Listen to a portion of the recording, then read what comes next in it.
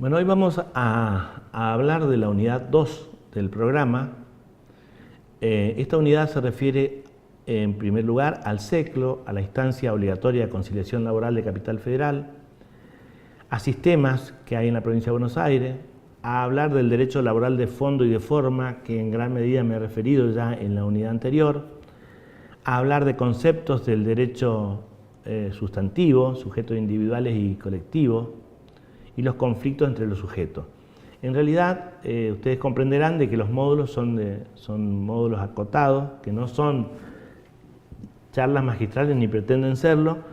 Simplemente, ustedes después, con los libros que les sugerimos, con la ley fundamentalmente y con el manual del alumno, ustedes deberán completar, ¿no es cierto?, los distintos puntos que establece nuestro programa, señalando que, por ejemplo, algunos puntos como estructura de los juzgados y las cámaras laborales del Poder Judicial del Chaco están establecidas en el propio Código Laboral de la provincia. ¿Eso qué quiere decir? De que ustedes, ya sea por PDF, por internet o ingresando o adquiriendo un libro materialmente hablando, ustedes en el desarrollo de ese articulado van a tener, por ejemplo, cómo se estructuran los juzgados y las cámaras laborales del Poder Judicial del Chaco, empezando, ¿no es cierto?, por lo básico, que serían los juzgados de primera instancia, o empezando por lo último, que sería la cúspide, el Superior Tribunal de Justicia de la provincia del Chaco, como órgano máximo que existe en nuestra provincia.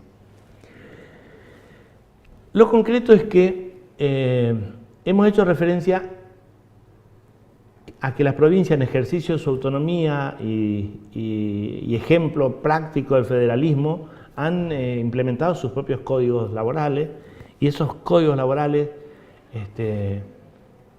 son códigos de procedimiento.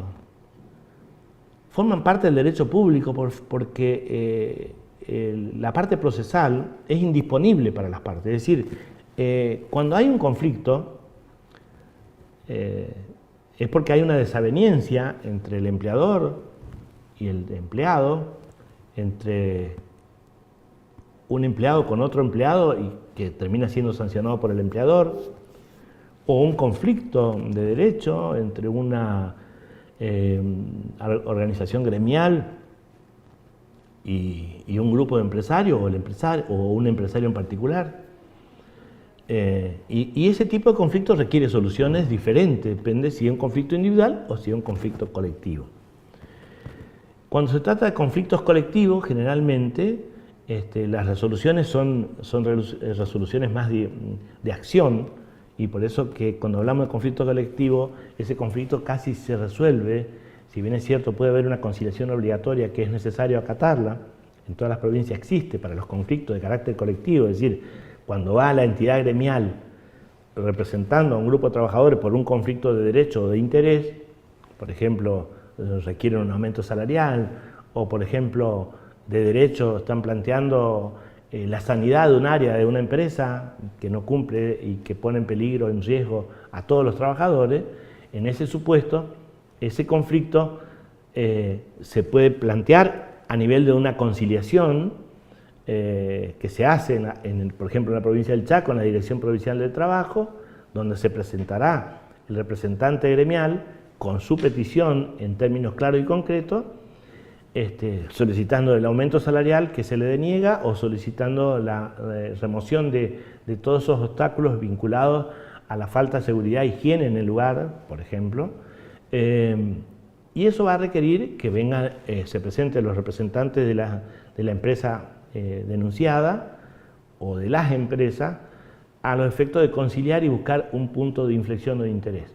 Pero ese conflicto generalmente termina en medidas de acción directa, ya sea con un quite de colaboración, medidas de permanencia en el lugar de trabajo sin trabajo o retiro del trabajo, hasta llegar así a lo que se conoce con el nombre de huelga, que es la forma constitucional que tienen los trabajadores asociados de reclamar sus derechos no concurriendo, sin asistir a sus lugares de trabajo. Eso no es ni quite de colaboración, ni trabajo a destajo, ni a desgano, ni trabajo a desgano, perdón, sino se llama huelga, y esa huelga es un derecho constitucional está establecido en nuestra Carta Magna y permite a los trabajadores legítimamente, si el motivo es legítimo por supuesto, inasistir a su lugar de trabajo sin necesidad de que puedan aplicársele alguna sanción por ese hecho, porque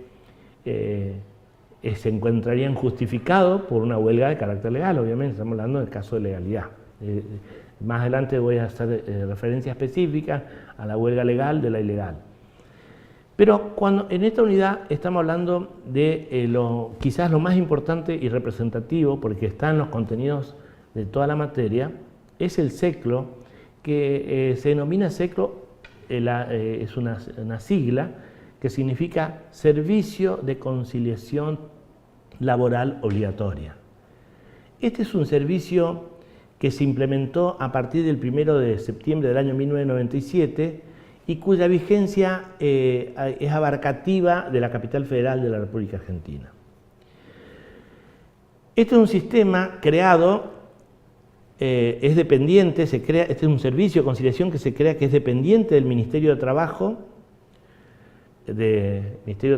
dependiente del Poder Ejecutivo Nacional, y que a partir de la fecha indicada y a partir de el establecimiento de una ley, que es la 24.635 y un decreto reglamentario, se estableció un régimen de conciliación obligatoria que es previo a la iniciación de cualquier acción judicial. Es decir, cuando existe un conflicto laboral, ya dije, con los actores que pueden intervenir, pero generalmente, en este caso, solamente van a intervenir en el servicio aquellos que tengan un conflicto individual y plurindividual, no colectivo. ¿Qué quiero decir con esto? Que se trata de un conflicto que tiene un empleado o varios empleados, pero no tiene la naturaleza de un conflicto colectivo. ¿Por qué no tiene la naturaleza de un conflicto colectivo? Y bueno, por distintas razones, por la antigüedad de cada uno, por la modalidad del hecho que se reclama. Vamos a suponer que en vez de despedir o sancionar a uno, se despide a 5. Eso no es un conflicto colectivo, es un conflicto plurindividual. Ahí no estamos reclamando un aumento salarial, o sea, no estamos hablando de un conflicto de intereses, ni estamos hablando de un conflicto de derechos, no estamos reclamando que mejoren las condiciones de higiene, sino que estamos hablando de un despido o una suspensión preventiva que comprende a uno o más trabajadores. Bueno, esos trabajadores tienen garantizado, previo a la iniciación de una demanda, que acá en el Chaco, por ejemplo, si ocurriera, nosotros podríamos ir a la Policía de Trabajo como abogados a hacer el planteo a los efectos de ver qué respuesta nos da el empleador. Vamos a suponer que estemos representando a ese sector, digamos, en el caso del trabajador, o viceversa, que seamos abogados de los empleadores o del empleador, pediríamos una conciliación en la Policía de Trabajo. Pero en Capital Federal, el servicio de conciliación tiene, para los conflictos individuales y plurindividuales, es obligatorio. ¿Qué quiere decir con esto?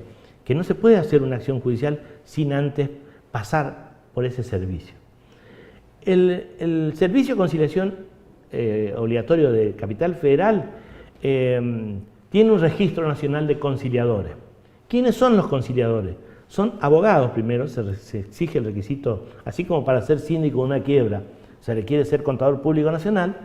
Para ser conciliador en Capital Federal se requiere ser abogado, pero no solamente abogado, sino tiene que ser abogado con antecedentes en derecho del trabajo, es decir, tienen que tener algunos cursos, algunas consideraciones que permitan inferir que ese profesional está, digamos, profesionalizado en el tema laboral para ser conciliador.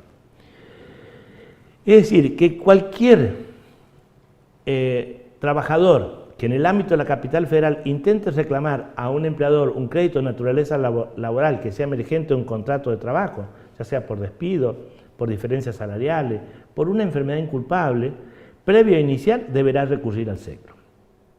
El procedimiento del SECLO es de carácter gratuito. Y esto es una característica, la gratuidad es una característica emergente de la Ley de Contrato de Trabajo. no emerge del derecho procesal en general, sino está en las leyes de fondo. El contenido de fondo establece que la gratuidad es una de las características del derecho laboral y se extiende también en este servicio en Capital Federal. Es decir, acá vamos a tener la posibilidad, el trabajador va a tener de asistir a la conciliación obligatoria por sí o por intermedio de un representante, que va a ser otro abogado. El Ministerio de Trabajo, pero concretamente el Servicio de Conciliación, el denominado SECLO, se le va a otorgar un formulario a los efectos de que el trabajador efectúe sumariamente el reclamo en términos entendibles, qué es lo que pasó, por qué lo despidieron, o por qué hay una diferencia salarial, o por qué de esa petición se va a realizar una audiencia, el SECLO va a organizar una audiencia para poder designar por sorteo al conciliador, al abogado conciliador. El abogado conciliador va a citar a las partes y a una audiencia también que deberá celebrarse dentro del plazo de 10 días de la fecha que se lo designa. Es decir, el abogado conciliador va a tener el formulario de reclamo del trabajador o de los trabajadores, porque son conflictos individuales o plurindividuales, por las causas que yo les dije. Puede ser un despido, puede ser una suspensión, puede ser una diferencia salarial, puede ser una enfermedad inculpable. Son todas cuestiones que se resuelven en distintos, si ustedes miran, primero en la ley de contrato de trabajo y otras cuestiones se van a resolver en la ley de riesgo de trabajo. Si la empresa entró en concurso y quiebra, van a quedar excluidos. Fíjense que esa es una de las características. Si el trabajador trabaja en una empresa que entró en concurso de quiebra, automáticamente queda y se desempeña en el Capital Federal, no está obligado a seguir los lineamientos del SECLO, porque el procedimiento de quiebra es un procedimiento, es uno de los juicios universales, conjuntamente con la sucesión y el concurso, son dos juicios universales y ejercen fuero de atracción pasivo, que quiere decir que los trabajadores pueden ir a reclamar o pueden seguir en sus juzgados de orígenes, donde están radicados sus causas, a los fines de hacer efectivo el cobro de sus respectivos créditos en los concursos o en los proyectos de liquidación de las quiebras. Bueno, una vez que el conciliador ya se vinculó a través de la audiencia con la parte demandada, pueden ocurrir dos cosas, es decir, que se concilie o que no se concilie, es decir, que lo que peticiona el trabajador llegue a buen término y que se concilie, o puede ocurrir que no se concilie. En esta cuestión hay que tener presente de que existe una norma también de carácter imperativa y que está en la ley de fondo, que es el artículo 15 de la ley de contrato de trabajo, que refiere a que los acuerdos transaccionales, conciliatorios, liberativos, solo serán válidos cuando se realicen con la intervención de la autoridad judicial o administrativa, como en este caso, y mediare una resolución fundada en cualquiera de estas que acredite que mediante tales actos se ha alcanzado a una justa composición de los intereses. Yo les había dicho anteriormente que en materia de derecho laboral existen derechos que son irrenunciables. Esa característica del derecho laboral y que determina que sea irrenunciable, ahora se va a sopesar con la justa composición de los intereses. ¿Qué quiere decir esto? Que cuando hay una conciliación o hay un acuerdo, siempre se pierde un poco de los dos lados. Es decir, ni el trabajador le van a pagar todo lo que reclama, por si no iría a juicio, ni el empleador va a pagar todo lo que se le pide y va a tratar de pagar lo menos posible si es que es un problema económico, que casi siempre es un problema económico. Pero lo concreto es que tampoco puede pagar migajas, es decir, si de una indemnización de 100 el empleador ofrece pagar 70%, es muy probable que se llegue a un acuerdo y que ese acuerdo además sea homologado, porque no basta con el acuerdo. Puede ocurrir que haya un acuerdo, pero para que tenga validez ese acuerdo, el Ministerio de Trabajo tiene que homologarlo administrativamente. ¿Qué es la homologación? es darle la validez legal a ese acuerdo. Esto va a permitir que el trabajador, una vez que se encuentre implementado la homologación administrativa, haga cosa juzgada respecto al caso. ¿Qué significa cosa juzgada? Que ya no vamos a discutir si estuvo bien, regular o mal la forma en que se arregló, simplemente se arregló y fue homologado porque el Ministerio de Trabajo interpretó de que había una justa composición de los intereses del trabajador, ¿no es cierto? Más que nada, no del empleador. Esto es básico porque si no se interpreta el artículo 15, estaríamos en condiciones de homologar acuerdos que sean evidentemente perjudiciales para el trabajador. Y muchas veces el tribunal, a pesar de la existencia de un acuerdo, no lo homologa porque considera que se ha violado ese orden público laboral que yo hice referencia cuando comencé las distintas charlas. Una vez que se homologa el acuerdo, o sea, el conciliador puede llegar a dos instancias, o concilia o no concilia.